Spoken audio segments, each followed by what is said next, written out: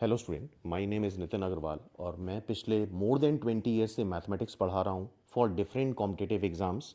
तो बहुत सारे हज़ारों स्टूडेंट्स को ऑब्जर्व करा है और इस वीडियो का जो टॉपिक है how to improve your math score, किस तरह से मैथ्स को हम पढ़ें जिससे हम मैक्सिमम स्कोर अचीव कर पाएँ। तो काफ़ी बच्चों की समस्या रहती है और प्रीवियस वीडियो में हमने देखा था एक मोस्ट कॉमन कमेंट आ रहा था कि how to improve their math score. तो मोस्ट ऑफ द कमेंट पे तो हम लोग इमीडिएटली रिप्लाई कर देते हैं, बट स्टिल कुछ क्वेश्चंस ऐसे होते हैं जिनके आंसर बहुत डिस्क्रिप्टिव होते हैं, जिनको कमेंट में लिख के समझाना बहुत मुश्किल होता है। तो आज का वीडियो इसी मोस्ट आस्क्ड क्वेश्चन पे है कि how to improve their math score और किस तरह से मैथ्स पढ़ें, किस तरह से प्रॉब्लम को अटेम्प्ट करें। इस तरह की मेजर जो प्रॉब्लम आती है हर एक स्टूडेंट के साथ, उन बातों को हम लोग डिस्कस करते हैं। इसमें मेजर जो फैक्टर होता है वो फियर का होता है। काफ़ी बच्चे शुरुआत से बचपन से ही आते हैं कि मैथ्स काफ़ी डिफ़िकल्ट है, इस वजह से एफर्ट्स ही नहीं करते हैं। तो इन सारी चीज़ों को हम लोग डिस्कस करेंगे इस वीडियो में, पॉइंट बाय पॉइंट हर एक चीज़ को डिटेल में डिस्कस करने की कोशिश करेंगे। बहुत लेंदी वीडियो नहीं करेंगे, लेकिन हर एक पॉइंट हमने यहाँ पे इंक्लूड करा है डूज में और डोंट्स में। काफ़ी बच्चों को डूज तो पता होते हैं, लेकिन क्या करना है ये पता होता है, लेकिन क्या नहीं करना है वो चीज़ जो ज़्यादा इंपॉर्टेंट है वो नहीं पता होती। तो ये सारी बातें हम लोग इस वीडियो में one by one point by point discuss करेंगे। और उस पॉइंट के अलावा, उन पॉइंट्स के अलावा और कोई प्रॉब्लम होती ही नहीं है। अगर इन इतने पॉइंट्स, इतनी चीज़ों को डिटेल में समझ जाते हो तो फिर डेफिनेटली तुम्हारा स्कोर इंप्रूव होने वाला है, मैथ्स की अंडरस्टैंडिंग बेटर होने वाली है। और इवन ये जो पॉइंट्स हैं ये तुम किसी और भी सब्जेक्ट में अप्लाई करके देख सकते हो, ऐसा नहीं कि ये सिर्फ मैथ्स के लिए एप्लीकेबल है। लेकिन हाँ, बेसिकली आज का जो वीडियो है मेनली हम मैथ्स की ही बात करने वाले हैं। तो सबसे पहले हम बात करते हैं डूज एंड डोंट्स की। इन पॉइंट्स को बहुत प्रॉपरली समझना, लिखना एक जगह और इनको फॉलो करना है तुम्हें, क्योंकि इसके बियॉन्ड फिर कोई और प्रॉब्लम एरिया होता ही नहीं है। जितने भी डूज और डोंट्स हमने बनाए हैं वो सारे के सारे प्रॉब्लम हैं जिसमें हमारे पिछले 20-22 सालों का एक्सपीरियंस मिला करके पॉइंट्स हम लोगों ने तैयार करे हैं। इसके अलावा भी अगर तुम्हें लगता है, जैसे आगे फर्दर वीडियो स्टार्ट करने से पहले सबसे पहले बात तो ज़रूरी है कि हम अपनी प्रॉब्लम समझ पाएँ। बेसिकली पढ़ाई वगैरह में ये होता है कि हम अपनी प्रॉब्लम ही आइडेंटिफाई नहीं कर पाते हैं। तो जब हम ये वीडियो स्टार्ट करेंगे, आगे फर्दर डूज और डोंट्स की बात करेंगे, तो एटलीस्ट तुम्हें अपना प्रॉब्लम एरिया उनमें से सॉर्ट आउट करना है कि हाँ ये एक मेरी प्रॉब्लम है, और उसको कमेंट सेक्शन में जाके लिखो, एक्सेप्ट करो कि ये मेरी प्रॉब्लम है। जब तुम प्रॉब्लम को जानोगे तभी उसका सल्यूशन ढूंढोगे और उसको अप्लाई कर पाओगे। तो बिना लेट करे हुए हम लोग स्टार्ट करते हैं। सबसे पहले डोंट।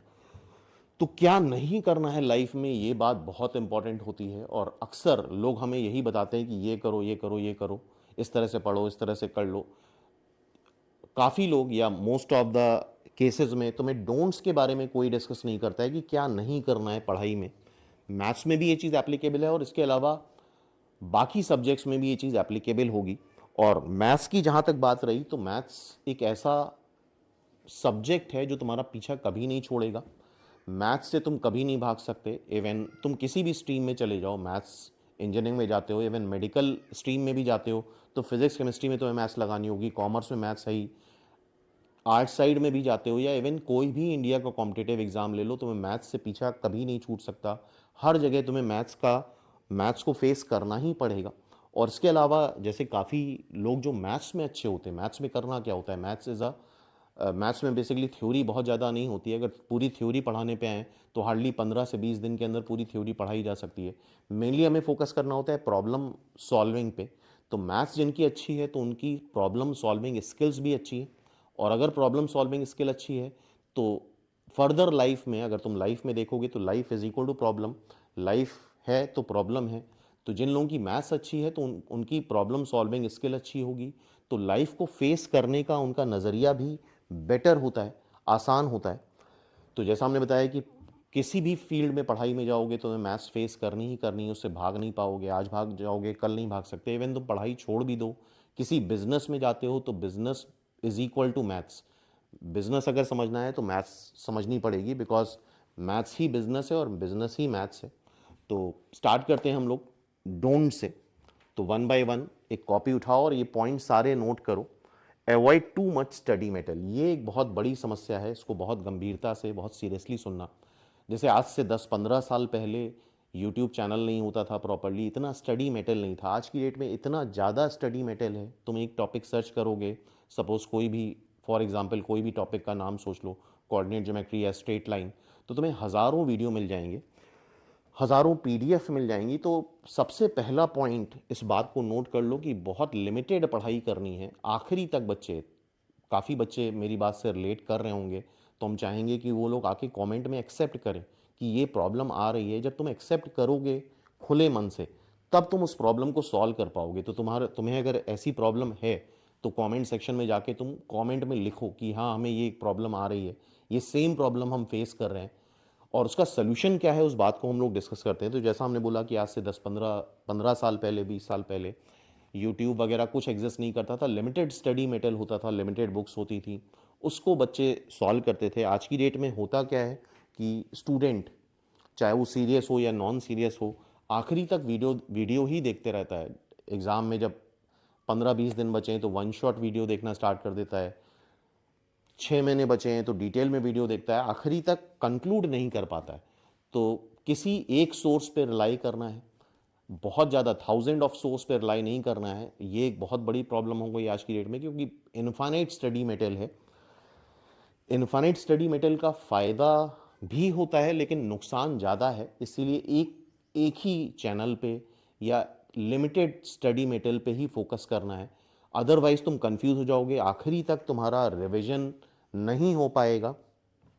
तो कैसे करना है, फर्स्ट वाला पॉइंट, उस बात को भी डिस्कस करते हैं। किसी एक चैनल को पकड़ लो, उसी के ही वीडियो फॉलो करो। अदरवाइज तुम अगर साल भर में देखते हो तो आज की डेट में तुम मैथ्स एक साल में या 6 महीने में 1,000 टीचर से भी पढ़ सकते हो, जिससे तुम्हें गेन नहीं होगा, हमेशा नुकसान ही रहेगा, क्योंकि सबका पढ़ाने का तरीका अलग होता है। स्कूल में, कॉलेज में पढ़ते होगे तो एक सब्जेक्ट एक ही टीचर पढ़ाता है, तभी वो अंडरस्टैंडिंग बन पाती है सब्जेक्ट पे। इसमें बुक्स की अगर हम बात करें तो बुक्स भी लिमिटेड होनी चाहिए। जैसे कि फॉर एग्जांपल अगर कम समय बचा हुआ है, 3 महीने 4 महीने बचे हुए हैं, तो एनसीईआरटी बुक को फॉलो करो, प्लस पीवाईक्यू लगा लो। बिकॉज एनसीईआरटी बुक में लिमिटेड क्वेश्चंस होते हैं, कम समय में कम चीज़ों पे ही फोकस करना है। उस केस में तुम आर डी शर्मा और इस तरह के बुक्स फॉलो नहीं कर पाओगे। हाँ, पूरा साल बचा हुआ है तो तुम काफ़ी डिटेल में कर सकते हो, तो तुम आर डी शर्मा भी लगा सकते हो मैथ्स के लिए, प्लस पीवाईक्यू भी लगा सकते हो, प्लस कुछ और भी रिसोर्सेज यूज़ कर सकते हो।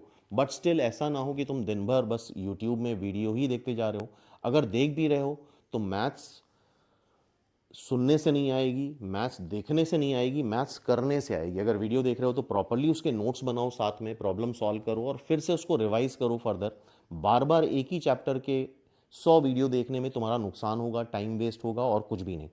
तो सबसे पहला अलर्ट जो है, इस बात से हमेशा अवेयर रहना कि लिमिटेड स्टडी मेटेरियल होना चाहिए। बहुत ज़्यादा स्टडी मेटेरियल है तो लास्ट में स्टूडेंट को इवन ये भी याद नहीं रहता है कि हमने क्या चीज़ कहाँ से पढ़ी है, तो रिवाइज ही नहीं कर पाता है। और अगर तुम रिवाइज नहीं कर पाते हो तो जितना भी तुमने टाइम स्पेंड करा है सब यूजलेस है, कोई उसका मतलब नहीं है। तो first point I think clear हो गया होगा। Don't make time table, spelling थोड़ा गलत हो गई, टाइम टेबल। तो कभी भी टाइम टेबल नहीं बनाना हो। काफ़ी बच्चे मेरी बात से रिलेट करेंगे भी आगे 1 मिनट के बाद। तो अगर याद करो तो बचपन से या जब भी तुमने होश संभाला, 6 से 7 से, रात में ही टाइम टेबल बना लेते थे। सुबह 6 बजे उठेंगे और 6 बजे उठ के 1 घंटा मैथ्स पढ़ेंगे, फिर साइंस पढ़ेंगे, फिर इंग्लिश पढ़ेंगे, इतना टाइट शेड्यूल बना लेते हैं। और जब दूसरा दिन हुआ, 6 बजा, अलार्म बजा, तो क्या करते थे तुम लोग? अलार्म बंद करके आधा घंटा और सो लेते हैं। फिर करते करते 9 बज जाता है, और 9 बजने के बाद क्या होता है कि ये टाइम टेबल, जो उस दिन का टाइम टेबल बना, वो क्रॉस कर देते हो। यार आज तो कुछ नहीं हो पाया, अब कल से हम लोग बिल्कुल आइडियल तरीके से, बिल्कुल अच्छे से पढ़ाई करेंगे। तो आज ऐसा करते हैं कि घूम आते हैं, खेल लेते हैं। तो आज का पूरा दिन वेस्ट कर देते हो टाइम टेबल के चक्कर में। तो टाइम टेबल नहीं बनाना है, टाइम में चीज़ों को नहीं बांधना है।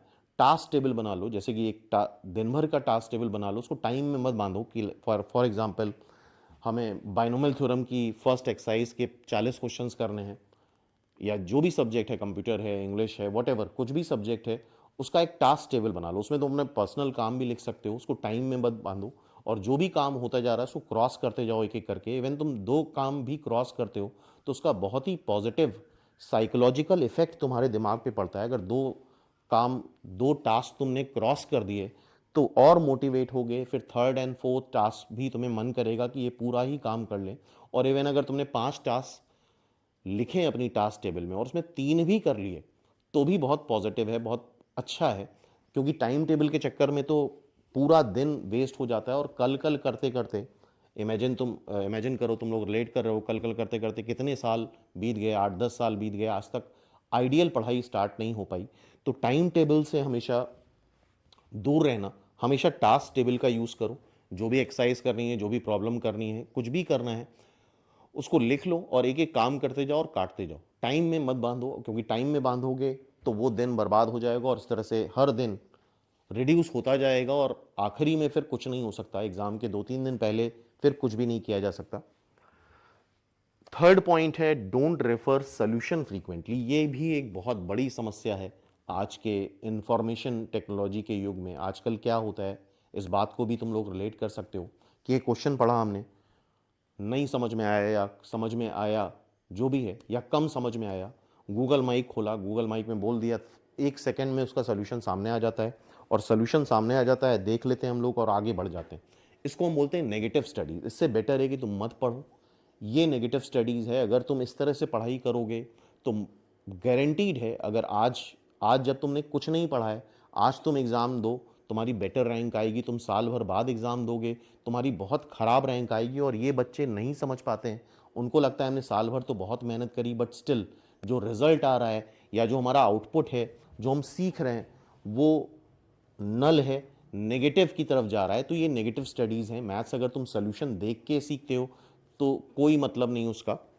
इसका क्या तरीका है, सबसे पहली चीज़ तो ये मान के चलो, तुम्हारा दिमाग जो है वो तुम्हें हमेशा कंफर्ट जोन में रखना चाहता है, हमेशा बुद्धू बना के रखता है। तुमने सोल्यूशन देख लिया, सोल्यूशन तुम्हें लग रहा है कि तुम इस क्वेश्चन को सीख गए हो, लेकिन एक्चुअल नहीं सीखे हो। तुम 2 दिन बाद ट्राई करके देखना उस क्वेश्चन को, फिर से करना, तुम्हें नहीं आता होगा। तो फ्रीक्वेंटली हमें आंसर नहीं देखने। फॉर एग्जाम्पल मान लो एक 30 क्वेश्चन की एक्सरसाइज है, हाँ, हर इंस्टेंट में, हर मोमेंट में तुम टीचर की हेल्प भी नहीं ले सकते कि हर सेकंड तुम टीचर से पूछ रहे हो, तो ये अवेलेबिलिटी नहीं हो सकती, ये प्रैक्टिकली पॉसिबल नहीं है। 30 क्वेश्चंस की एक एक्सरसाइज है, सपोज कर लो तुम्हें होमवर्क मिला है, तो तुम एक साथ और हमेशा उसको टाइम बाउंड बना लो। लाइक 1 घंटे में हमने वो एक्सरसाइज करी, ठीक है। 30 क्वेश्चन में तुम्हारे सिर्फ 5 ही क्वेश्चन हुए, बिल्कुल घबराने की जरूरत नहीं है, सबकी स्टार्टिंग ऐसे ही होती है। ऐसा नहीं कि जो टॉपर हैं वो मतलब बचपन से ही बहुत एफिशिएंट होते हैं मैथ्स में। बहुत सारी स्टोरीज तुमने सुनी होंगी, बहुत सारे साइंटिस्ट की कहानियाँ सुनी होंगी कि बचपन में वो बिल्कुल ही डम थे, बिलो आईक्यू लेवल था, लेकिन मेहनत से, अभ्यास से, प्रैक्टिस से वो वर्ल्ड के टॉप मोस्ट पर्सन्स में जाने जाते हैं। तो जो भी एक्सरसाइज तुम करोगे, भले ही 30 क्वेश्चन में 5 क्वेश्चन कर पाए, 5 क्वेश्चन कर लिए, उसके बाद 25 नहीं आए, ऑलरेडी उसको तुम टिक कर लो। पहले अटेम्प्ट में वो 25 क्वेश्चन नहीं आए तो उसको टिक, उस पर डी लिख लो, या जो भी तुम्हारा सिंबल है तुम लिख सकते हो, डी लिख लो। उन क्वेश्चंस को जाके अपने टीचर से डिस्कस करो, पूछो। फिर उन जो पहले 5 क्वेश्चन तुमसे हो गए हैं वो हर बार हो जाएंगे, वो तुम्हारे क्वेश्चन है, उसको बार बार लगा के समय बर्बाद करने की जरूरत नहीं है। उन 25 क्वेश्चन को जब तुमने कहीं से भी हेल्प ले ली, इंटरनेट से हेल्प ले ली, गूगल से ले ली, या कहीं से भी किसी ऐप से ले ली, या टीचर से ले ली, फिर से उसको 30 मिनट में लेके बैठो और उन 25 क्वेश्चन को फिर से अटेम्प्ट करो, एक साथ करो। 1 बाय 1 सोल्यूशन देख के अगर कर रहे हो तो सिंपली अपना समय बर्बाद कर रहे हो और कुछ नहीं कर रहे हो। उन 25 क्वेश्चन को फिर से करो। हो सकता है अभी भी 15 क्वेश्चन तुमसे हो पाए, 10 ना हो पाए, तो उन 10 पे तुम डबल डी टेक कर लो। और इस तरह से पढ़ाई को कंसोलिडेट करना ज़रूरी है, फैलाना नहीं होता है। पढ़ने का मतलब है चीज़ों को कंसोलिडेट करते जाओ। और नॉर्मली प्रॉब्लम आजकल यही चल रही कि चीज़ें इतनी फैल जाती हैं कि लास्ट में आके जब रिवीजन की बारी आती है तो हमें समेटना, कंसोलिडेट करना पॉसिबल ही नहीं लगता है। इस वजह से काफ़ी सारे बच्चे क्विट कर जाते हैं। तो जैसे हमने बताया 10 क्वेश्चन अभी भी फंसे, फिर से तुम 10 जो फंसे हैं question D D double D take कर लो कि 2 बार उसमें डाउट आया। अब जब भी तुम रिवाइज करोगे या सोल्यूशन देख के अटेम्प्ट करोगे तो सिर्फ वो 10 क्वेश्चन करने हैं, टोटल 30 क्वेश्चन नहीं करने हैं। और आगे मान लो तुमने 1 वीक बाद उसको रिवाइज करा और 10 क्वेश्चन करे और उसमें भी अभी 6 ही कर पाए, 4 फिर से बच गए, तो जो 4 बचे हैं उसमें 3 बार डी टिक कर लो, तो इस तरह से तुम्हारी पढ़ाई कंसोलिडेट होती जाएगी, समेटती जाएगी। और जैसा कि सेकंड थर्ड पॉइंट डिस्कस करा हमने कि फ्रीक्वेंटली सोल्यूशन नहीं देखने, जिस मेथड से हमने बताया उस तरह से तुम एक साथ चीज़ों को डाउट क्लियर करो, फिर से एक साथ अटेम्प्ट करो, क्योंकि अगर वन बाय वन तुम एक एक क्वेश्चन करते जा रहे हो और सोल्यूशन देखते जा रहे हो तो वो तुम टाइम वेस्ट कर रहे हो, नेगेटिव स्टडी कर रहे हो। ध्यान रखना, वो पॉजिटिव स्टडी नहीं है, वो तुम्हें पीछे ले जाएगा, आगे कभी नहीं ले जाएगा। उस चैप्टर को तुम कितने बार भी पढ़ लो, उसके क्वेश्चंस तुम हर बार तुम फंसने वाले हो।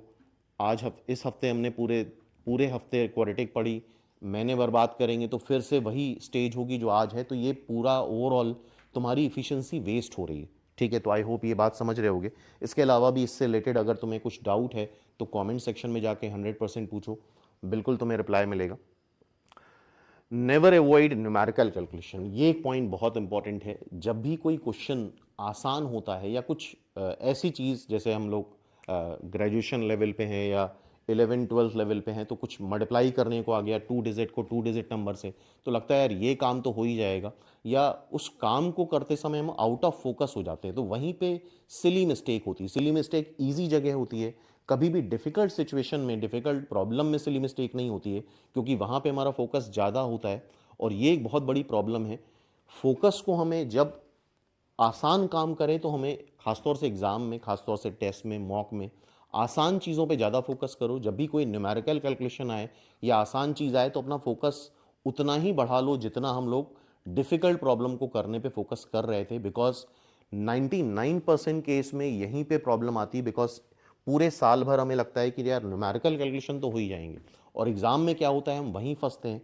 बड़ा ही पॉजिटिवली, बहुत होप के साथ एक क्वेश्चन को सॉल्व करते हैं, और वो टॉपिक हमें अच्छे से आता है और वो क्वेश्चन हम कर भी चुके हैं ऑलरेडी, और जब उसका आंसर नहीं आता है तो बहुत डीमोटिवेशन होता है और लगता है कि अब तो पेपर हाथ से निकल गया, क्योंकि जब जो क्वेश्चन हमें आता था उसका आंसर नहीं मैच कर रहा है तो बाकी का क्या मैच करेगा। तो इस पॉइंट को ध्यान रखना है। और एग्ज़ाम में सारा खेल कॉन्फिडेंस का होता है। नॉलेज भले ही तुम्हारे पास कम हो, लेकिन कॉन्फिडेंस पूरा होना चाहिए।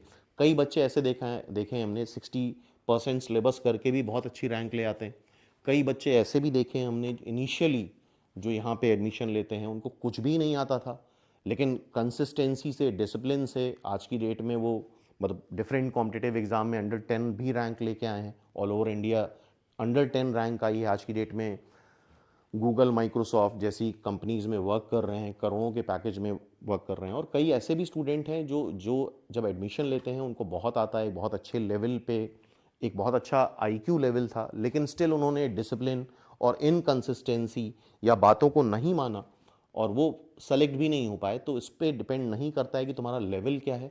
और ये भी एक बहुत बड़ा कन्फ्यूजन बच्चों का रहता है। कुछ बच्चों को बोला जाता है टॉपर हैं क्लास के, ये तो कर ही लेंगे, और ऐसा मेरा बिल्कुल नहीं मानना है। मेरा मानना है कि हर एक का मेंटल लेवल सेम होता है। हाँ, लाखों में 2-4 स्टूडेंट ऐसे हो सकते हैं जो एक्सेप्शनल हैं, बाकी सब सेम है। बहुत सारे ऐसे एग्जाम्पल्स हैं और बहुत सारी चीज़ें ऐसी तुम लोग जानते हो ऑलरेडी।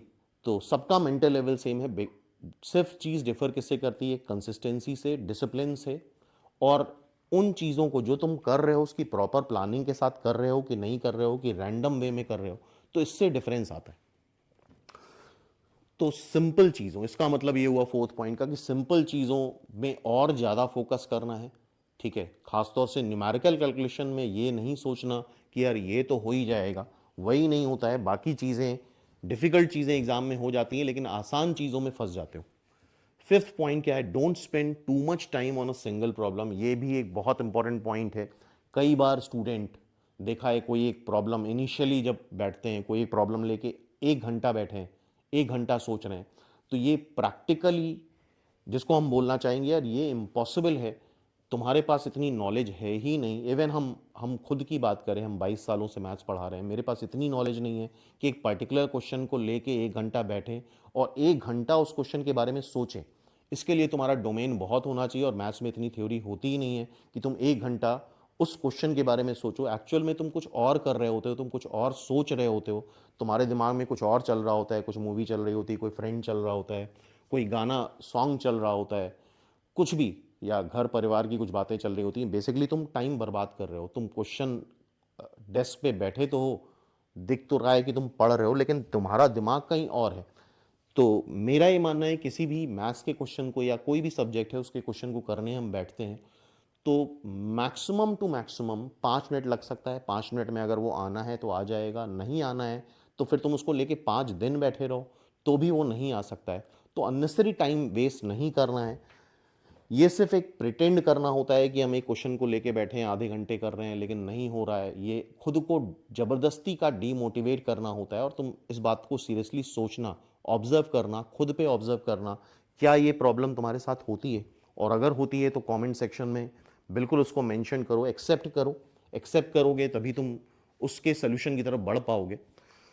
तो किसी भी क्वेश्चन को तुम सॉल्व करो तो हार्डली 5 मिनट, 5 मिनट से ज़्यादा बिल्कुल नहीं देना है, ठीक है। और दूसरी बात, अगर कभी भी तुम्हारा क्वेश्चन गलत हो जाता है तो अपनी मिस्टेक कभी नहीं दिखती है, ये दुनिया का सच है। किसी को भी अपनी मिस्टेक नहीं दिखती है, हमेशा दूसरे की ही मिस्टेक नज़र आती है। तुम उसको 10 बार भी देख लोगे तुम्हें अपनी मिस्टेक नहीं दिखेगी। तुम उसको पूरा काट दो और एक फ्रेश पेज में करो तो 90% चांसेस होते हैं कि वो क्वेश्चन सॉल्व हो जाए। इस पॉइंट को ज़रूर नोट कर लेना। 6 पॉइंट है, never avoid test and mocks. काफ़ी बच्चे रिजल्ट और एक रेपुटेशन और एक ईगो की वजह से टेस्ट और मॉक अवॉइड करते हैं। वो बहुत बड़ी गलती करते हैं। ठीक है, तुम्हारे 0 नंबर आ रहे हैं, एक्सेप्ट करो, ईमानदारी से वो तुम्हारे नंबर हैं। धीरे धीरे ग्रेजुअली वो चीज़ें इंप्रूव होंगी तो तुम किसी भी कंपटीशन में या किसी भी एग्ज़ाम में अच्छा कर सकते हो। तो रिजल्ट के लिए बिल्कुल मत सोचो, मत डरो। ये मत सोचो कि क्लास के बाकी बच्चे तुम्हारे बारे में क्या सोचेंगे, कम नंबर आएंगे। तो ये एक बहुत बड़ी मिस्टेक है।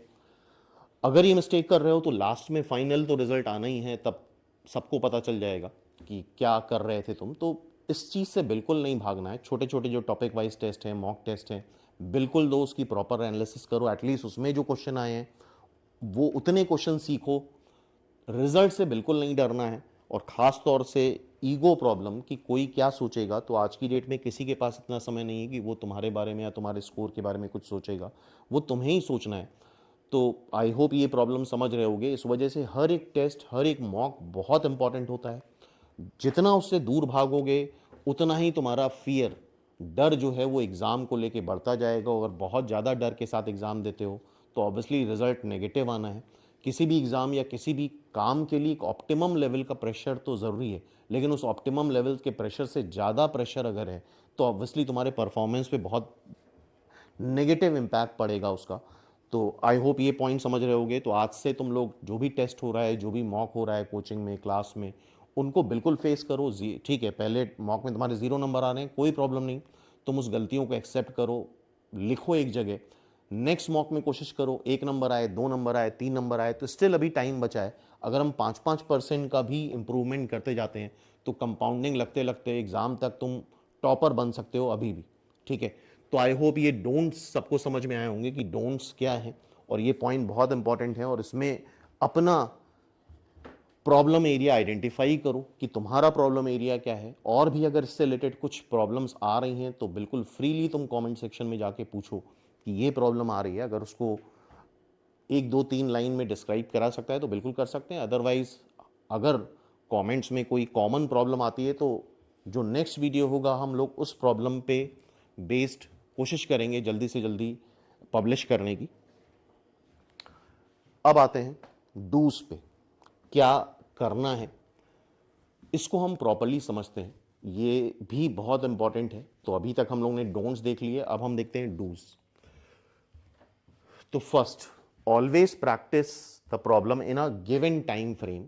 काफ़ी बच्चे हैं जैसे कि क्लास में 20 क्वेश्चंस दिए गए और पूरे दिन लेके बैठे, 12 घंटे लगा दिए 20 क्वेश्चंस करने में। तो ये बेसिकली फिर से हम बोलेंगे नेगेटिव स्टडीज़ है। ऐसा बिल्कुल नहीं करना है। अगर 20 क्वेश्चंस हैं, इवन मान लो सब्जेक्टिव हैं, ऑब्जेक्टिव हैं, तो हार्डली हमने बताया 5 मिनट, 5 मिनट का टाइम मोर देन सफिशिएंट होता है। 3 मिनट काफ़ी होता है। तो 20 क्वेश्चन अगर आए हैं तो तुम पहले कोशिश करो कि विद इन 60 मिनट ये 20 क्वेश्चन हमने अटेम्प्ट करने हैं। बिकॉज एग्जाम में ऐसा नहीं होगा। हाँ, लर्निंग और एग्ज़ाम देने में बहुत बड़ा डिफरेंस होता है। इस पे बेस भी हम लोग एक कोशिश करेंगे जल्दी वीडियो अपलोड करने की। सीखा अलग तरीके से जाता है, एग्ज़ाम अलग तरीके से दिया जाता है, बट स्टिल जो भी हम कर रहे हैं वो एग्ज़ाम के लिए ही कर रहे हैं और कोई पर्पज़ नहीं है हमारा। हमें कोई मैथ्स सीख के बहुत बड़ा विद्वान नहीं बनना है मैथ्स का, ऑब्वियसली तुम लोग मैथ्स सीख रहे हो, एग्ज़ाम के लिए सीख रहे हो, तो जो भी होमवर्क दिया जाता है, जो भी असाइनमेंट दिया जाता है, with in time, given time होना चाहिए। अगर तुम रैंडमली उसको कर रहे हो, 3 क्वेश्चन अभी कर लिए, 4 क्वेश्चन शाम को कर लिए, 8 क्वेश्चन रात में कर लिए, तो ये सब नेगेटिव स्टडीज होगी। क्योंकि जो भी कर रहे हो तुम एग्जाम के लिए कर रहे हो, इस बात को ध्यान रखना। एग्जाम 2 घंटे का होगा, एग्जाम 1.5 घंटे का होगा, उस बीच में ही तुम्हें सारे काम करने होंगे। तो जितने भी असाइनमेंट हैं, जो भी रिवाइज करना है, मान लो आज क्लास में क्वाड्रेटिक क्वेश्चन पढ़ाई गई 2 घंटे, 10 पेज तुमने क्वाड्रेटिक के नोट्स बना लिए। अब वो 10 पेज पढ़ने में एक स्टूडेंट पूरा दिन लगा सकता है, पूरे 2 दिन लगा सकता है, लेकिन वो एक्चुअली नेगेटिव स्टडी कर रहा है। तुम्हें करना क्या है, अगर आज के ही दिन तुम क्वाड्रेटिक पढ़ के गए हो तो शाम को रिवाइज करने में हार्डली तुम्हें 10 मिनट लगना चाहिए। 1 घंटा अगर लगा रहे हो तो फिर से वही बात याद कर लेना। तुम एक्चुअल में कुछ और कर रहे हो, कुछ और सोच रहे हो, सिर्फ सामने रजिस्टर खुला हुआ है, दिमाग तुम्हारा कहीं और है। तो ऐसे ऐसे पढ़ने से कोई बेनिफिट नहीं होगा। ऐसे पढ़ने से अल्टीमेटली तुम फ्रस्ट्रेट होगे कि यार हम बैठे तो बहुत देर हैं लेकिन हो कुछ भी नहीं रहा है। तो जो भी काम होगा विद इन टाइम होगा। अगर ये चीज़ फॉलो नहीं करते हो तो कंपटीशन में बहुत पीछे रह जाओगे, इंप्रूव नहीं कर पाओगे, एक्सेल नहीं कर पाओगे। ठीक है। सेकेंड है understand the concept and formula. पहली चीज़ तो मैथ्स में यार कंसेप्ट या थ्योरी बहुत ज़्यादा नहीं होती है। फॉर्मूले की अगर बात करें या एप्लीकेशंस की बात करें तो वो प्रैक्टिस पे डिपेंड करता है। मैथ्स पूरी तरह से प्रैक्टिस पे डिपेंड करती है। मैथ्स में तुम्हें प्रैक्टिस करनी ही पड़ेगी, प्रैक्टिस प्रैक्टिस प्रैक्टिस। इसके अलावा और कोई सोल्यूशन नहीं है। जैसे कि फॉर एग्जांपल याद करो a+b का होल स्क्वायर का फॉर्मूला, याद करो वो मोमेंट। कभी तुमने इसको याद करा है सुबह 4 बजे या 6 बजे उठ के a+b का होल स्क्वायर का फॉर्मूला तुमने याद करा हो? मेरे ख्याल से वो मोमेंट नहीं याद आएगा, बिकॉज हमने a+b का होल स्क्वायर का फॉर्मूला इतनी बार अप्लाई करा है, a² + b² + 2ab, वो ऑटोमेटिकली याद हो गया। अब कोई अगर हमसे बोले कि भूल जाओ तो भी हम नहीं भूल सकते। तो ये सेम चीज़ तुम्हारे मैथ्स के अदर फॉर्मूलों पे भी एप्लीकेबल है। कुछ फॉर्मूले ऐसे होते हैं जो कॉमन फॉर्मूले हैं, जो बार बार अप्लाई करने होते हैं हर एक बार। मतलब उस फॉर्मूले पे बेस तुम 10 बार, 15 बार, 20 बार क्वेश्चन सॉल्व करो, 20 क्वेश्चन सॉल्व करो, 50 क्वेश्चन सॉल्व करो। For example sin² theta + cos² theta = 1। I hope ये फॉर्मूला सबको पता होगा, बिकॉज इतनी बार हम अप्लाई कर चुके हैं कि वो फॉर्मूला अब हमारे अंदर इनबिल्ट है, वो चाहें भी तो नहीं भूल सकते। तो यही बाकी फॉर्मूलों के साथ भी है।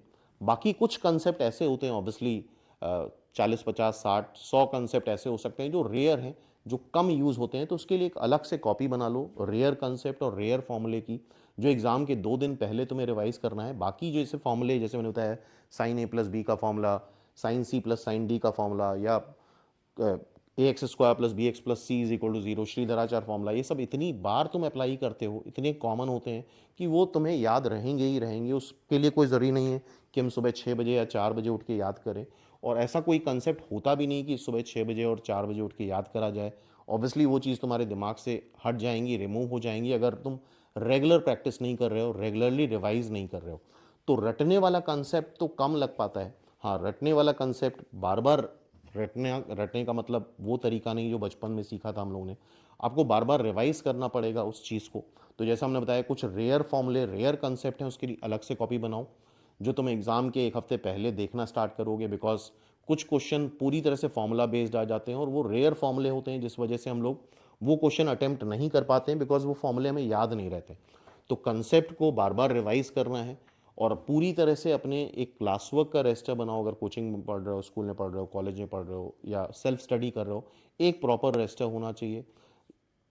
क्योंकि वीडियोज़ और स्टडी मटेरियल इतना इन्फानाइट है कि वो हमेशा तुम्हें कंफ्यूज करेगा, कभी सपोर्ट नहीं करेगा। तो प्रॉपर नोट्स, अभी भी समय है, प्रॉपर नोट्स बनाओ। एग्ज़ाम के 1 हफ्ते पहले सिर्फ तुम्हें अपने नोट्स पे ही रिलाई करना है, किसी वीडियो पे नहीं। हाँ, कुछ रेयर कंसेप्ट, कुछ ऐसा कंसेप्ट है जो छूट गया है तो 1, 2, 4 वीडियो देख लो, लेकिन लास्ट मोमेंट तक तुम वीडियो देखते जा रहे हो तो ऑब्वियसली कुछ परफॉर्मेंस पॉजिटिव नहीं आ पाएगा। तो चीज़ों को कंसोलिडेट करना होगा। तो आई थिंक ये सेकेंड पॉइंट समझ में आ रहा होगा। थर्ड पॉइंट क्या है, write down your common mistake. जब तुम मॉक दोगे, रेगुलर टेस्ट दोगे, तो कुछ कॉमन मिस्टेक होती हैं, उसकी एनालिसिस करना बहुत ज़रूरी है। और उन कॉमन मिस्टेक्स को प्रॉपरली अपने रजिस्टर में लिखो, जिससे वो चीज़ तुम्हें बार बार दिखाई दे।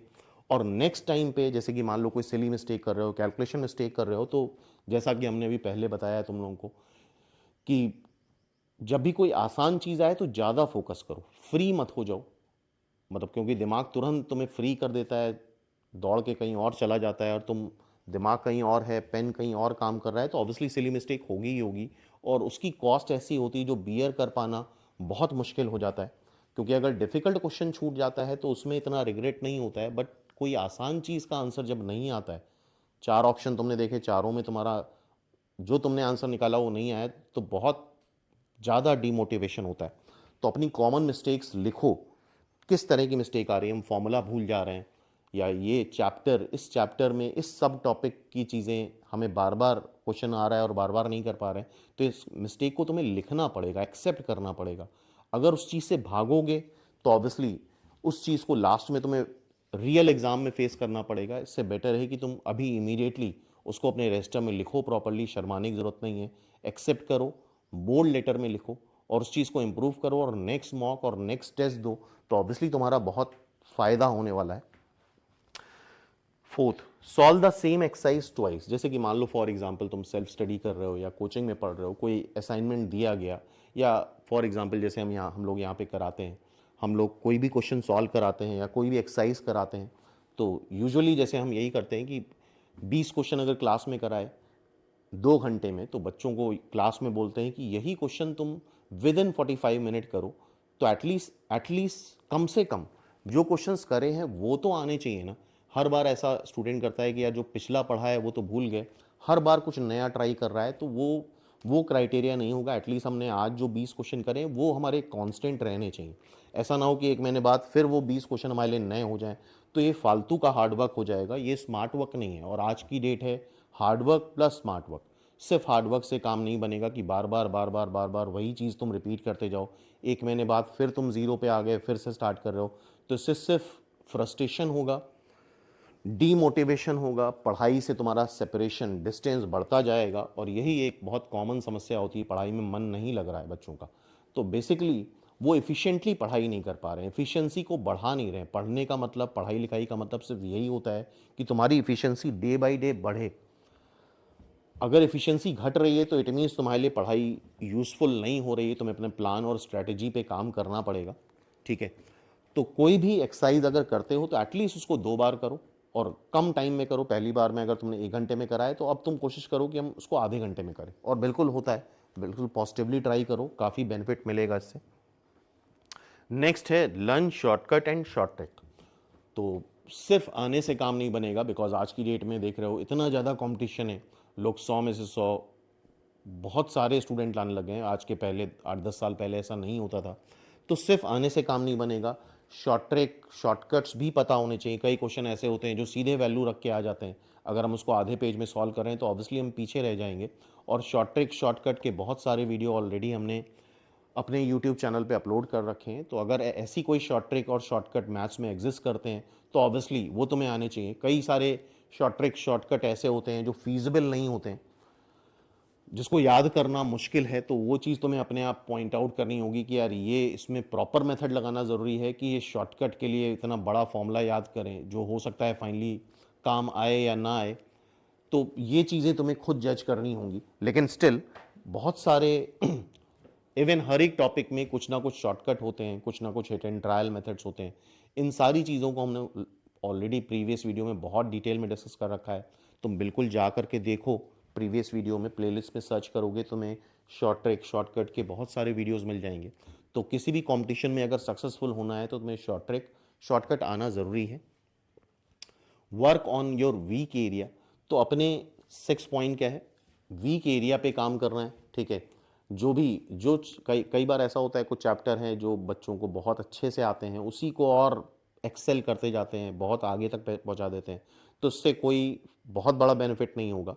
जैसे कि एक कॉमन क्वेश्चन है, बच्चे अक्सर हमसे पूछते हैं कि सर मोस्ट इंपॉर्टेंट टॉपिक बता दीजिए, कि एग्ज़ाम में सब कॉम्पिटिशन की बात कर रहे हैं, एग्ज़ाम में सबसे ज़्यादा इंपॉर्टेंट टॉपिक क्या है, तो मेरा जवाब होता है कि वो टॉपिक सबसे ज़्यादा इंपॉर्टेंट है जो तुम नहीं पढ़ के जाते हो। सबसे पहला क्वेश्चन तुम जब एग्जाम में देखोगे तो वही क्वेश्चन तुम्हें सामने दिखने वाला है, तो इस बात को ध्यान रखना। तो जो टॉपिक्स, जैसे कि एक कुछ टॉपिक्स हैं जो बहुत अच्छे आते हैं, तो उसको बार बार करने का मतलब नहीं है। हर एक टॉपिक को तुम्हें एक ऑप्टिमम लेवल तक ले जाना होगा, उसके बाद ऑटोमेटिकली कुछ तुम्हारे अच्छे हो जाएंगे, कुछ ऑप्टिमम लेवल तक रहेंगे। तो किसी भी कंपटीशन में सक्सेस के लिए हर एक टॉपिक को एक ऑप्टिमम लेवल तक, एक मिनिमम लेवल तक ले जाना ज़रूरी है। हो सकता है उस टॉपिक से फॉर एग्जांपल स्टैटिस्टिक्स तुमने नहीं पढ़ी, स्टैटिस्टिक्स से बहुत आसान क्वेश्चन आ गया, कुछ नंबर दे दिए, उसका अर्थमेटिक मीन पूछ लिया, लेकिन डर की वजह से चूंकि हमने पढ़ाई नहीं है तो तुम आसान क्वेश्चन भी अटेम्प्ट नहीं कर पाओगे। तो इस वजह से हर एक टॉपिक के एक ऑप्टिमम लेवल तक आना ज़रूरी है। लास्ट में है सॉल्व PYQ। तो जिस भी एग्ज़ाम के लिए तुम प्रिपेयर कर रहे हो उसका PYQ करना बहुत ज़रूरी है, बहुत बहुत ज़रूरी है। उससे हम एक पैटर्न समझते हैं, और ये बात एक्सपेरिमेंट करके देख लेना, तुम पिछले 10 सालों के सारे PYQ निकाल लो, फ्यूचर में जो भी पेपर होने वाला है उसका एवरेज ही आएगा, उससे बियॉन्ड कुछ नहीं होता है। हाँ, कंसेप्ट वगैरह ऊपर नीचे थोड़ा अलग अलग फ्यूजन हो सकता है, बट जो डिफ़िकल्टी लेवल है और जो कंसेप्ट है उसका एवरेज के अलावा कुछ नहीं पूछा जाता है। तो आई होप ये पॉइंट समझ रहे होगे तुम लोग, और इन पॉइंट से रिलेट भी कर रहे होगे। और फाइनली एक ये सेंटेंस है जो एक ब्रह्म वाक्य की तरह से याद रखो, पूरे लाइफ भर तुम्हारे काम आने वाला है पॉइंट। इसको अगर समझ जाते हो इजीली तो बाकी दुनिया भर के ज्ञान की ज़रूरत नहीं है। जैसे हमने बताया, too much of study material is very harmful. तो बहुत ज़्यादा ज्ञान भी बहुत हार्मफुल होता है। टू द पॉइंट हमें चीज़ें पता होनी चाहिए। बहुत ज्ञान अर्जित करने में भी चीज़ें अप्लाई नहीं हो पाती हैं। तो सेंटेंस क्या है, सेंटेंस को हमेशा याद रखना, पढ़ने वाला पढ़ने के बहाने ढूंढता है और नहीं पढ़ने वाला नहीं पढ़ने के बहाने ढूंढता है। तो आई होप हमने इस वीडियो में चीज़ों को समझा दिया है। कहीं ना कहीं इसके अलावा भी अगर तुम्हें कोई पॉइंट लगता है कि कहीं पे तुम कंफ्यूज हो तो बिल्कुल उसको कमेंट सेक्शन में जाके पूछो। बाकी ये सेंटेंस आगे आने वाली लाइफ में ऑब्वियसली पढ़ाई के लिए 3 4 5 साल और पढ़ लोगे, आगे जाके जॉब करोगे या कुछ भी करोगे तो पढ़ने की जगह इसको काट के लिख लेना। कोई भी वर्क, कोई भी काम, काम करने वाला काम करने के बहाने ढूंढता है और नहीं करने वाला नहीं करने के बहाने ढूंढता है। तो इस बात को ध्यान रखना, ये सेंटेंस बहुत इंपॉर्टेंट है। तो all the best. I hope हम शायद कुछ सपोर्ट कर पाए हों, कुछ मदद कर पाए हों। स्टिल अगर तुम्हारी कुछ क्वेरीज हैं, कुछ डाउट्स हैं, तो बिल्कुल कमेंट सेक्शन में जाके उसको एक्सप्रेस करो। हम लोग कोशिश करेंगे कि उसका as soon as possible reply करने का। तो मिलते हैं फिर नेक्स्ट वीडियो में।